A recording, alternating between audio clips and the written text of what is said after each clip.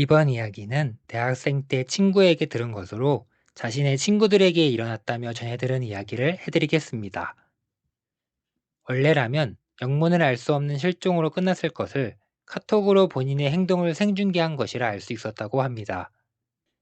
친구는 카톡을 보여주면서 이야기를 같이 해주었습니다. 대학교 친구인 윤호가 오늘 아침 강의를 빠지고 연락도 받지 않자 강의가 끝난 점심쯤 늦잠인가 하는 마음에 그는 언제나처럼 윤호가 사는 원룸으로 향했습니다. 윤호의 원룸은 점심시간에 잠깐 다녀올 수 있을 정도로 대학교 바로 인근에 있어서 친구들은 윤호의 방을 아지트로 여겼습니다.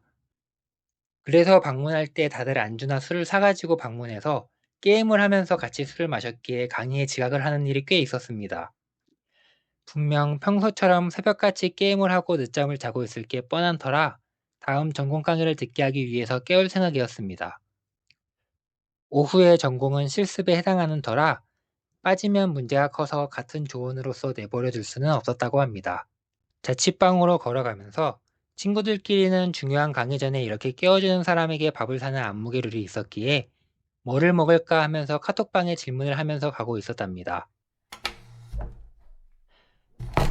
원룸에 도착해서는 자주 다니는 터라 알고 있는 원룸의 비밀번호를 입력하고 들어서자 윤호가 없었습니다.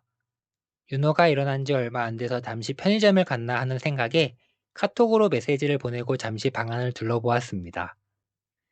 평소와 같은 모양새였지만 딱 하나 며칠 전과 다른 모습이 있었어요. 이거 아직도 작동할까?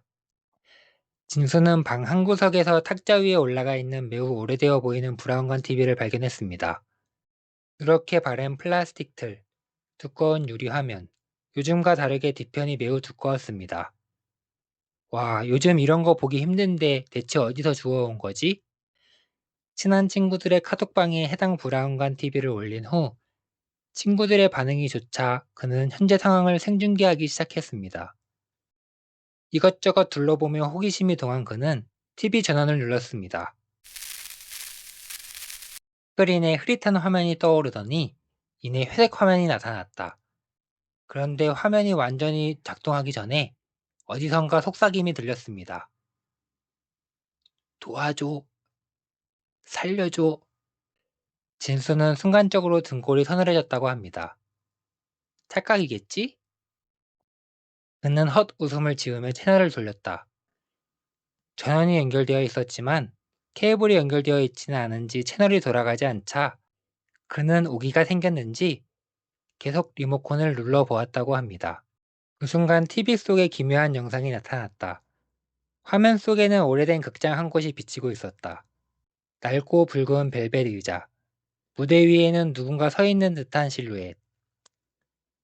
극장 내부는 칠흑 같은 어둠이었지만 이상하게도 무대 위의 인형극은 선명하게 보였다.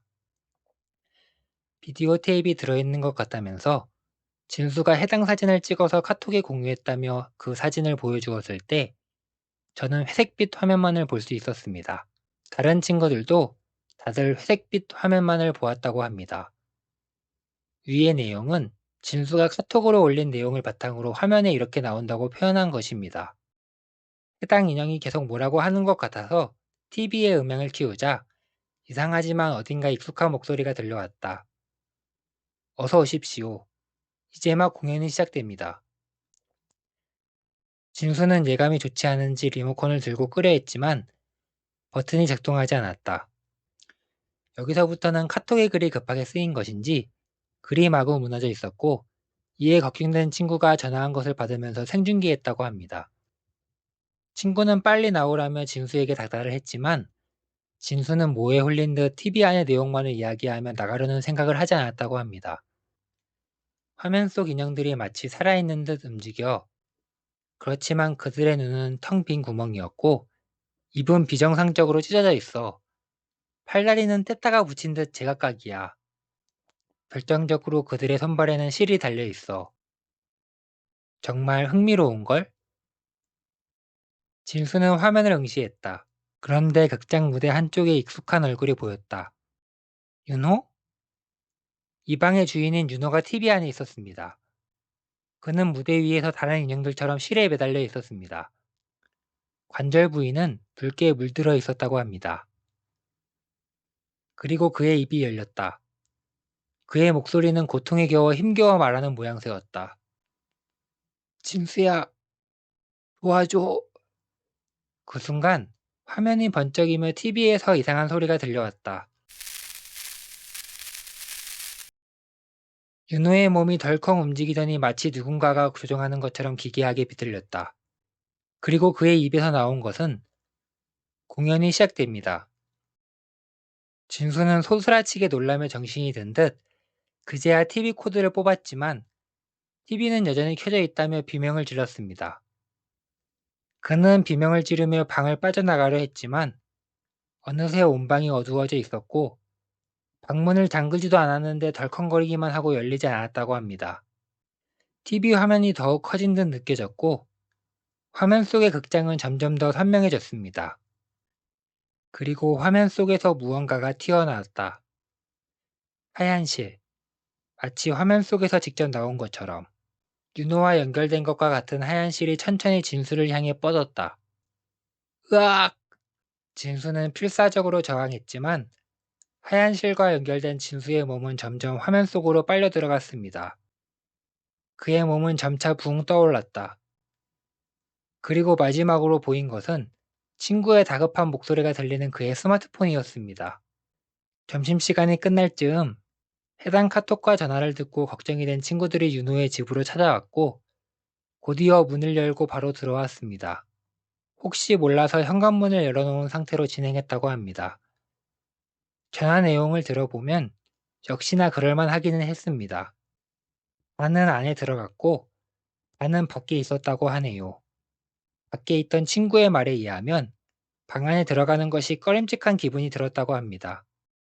윤호야, 진수야, 있니? 하지만 집안은 이상할 정도로 조용했다고 합니다. 분명 여름철이라서 창문 틈으로 매미 소리가 들려와야 했는데도요. 그리고 거실에 브라운관 TV가 켜져 있었습니다. 진수야? 화면 속에는 낡은 극장이 비치고 있었다. 그리고 무대 한가운데에 진수가 있었다. 그는 인형처럼 팔다리를 부자연스럽게 움직이며 천천히 관객석을 바라보았습니다. 그리고 마치 화면을 보고 있는 친구들을 향해 우는 표정으로 입을 열었다. 공연이 시작됩니다. 이후 밖에 있던 친구들의 말에 의하면 갑작스럽게 문이 닫히며 열리지 않았고 열린 이후에는 방 안에는 친구들이 없어졌고 브라운관 TV만 남아 있었다고 합니다. 경찰에 신고를 했음에도 불구하고 브라운관 TV에서 이상은 발견되지 않았고 아직까지도 친구들을 찾지 못했다고 합니다. 영상을 시청해주셔서 감사드리며 재미있게 보셨다면 좋아요와 구독을 눌러주시면 감사드리겠습니다.